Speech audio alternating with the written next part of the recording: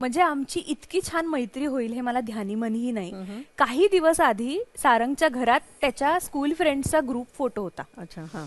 आणि ना मी असंच म्हणलं, हा कोण आहे रे निळ्या शर्टातला मुलगा, हा छान आहे मुलगा, हा कोण आहे, असं जनरल विचारलं होतं. काहीही त्याचा संबंध नाही. तो म्हणला, तू ह्याच मुलावर का बोट ठेवलंस, हा. बाकीचे मित्र तुला दिसले नाहीत का? मी म्हणलं, का काय माहिती, पण मी मला विचार असं वाटलं, हा मुलगा कोण आहे. तो म्हणला, येणार आहे माझ्या संगीतला, मी तुझी ओळख करून देतो.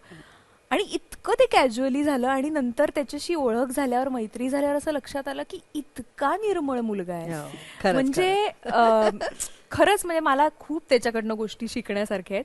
पण एक मैत्री व्हायला जे कनेक्ट, एकतर मेन माझा कनेक्ट होण्याचा मुद्दा असा होता की तो नॉन म्युझिकल आहे. म्हणजे बरोबर. आपल्या क्षेत्रातल्या त्याच त्याच गप्पा असतात, तेच तेच बरोबर. विषय असतात.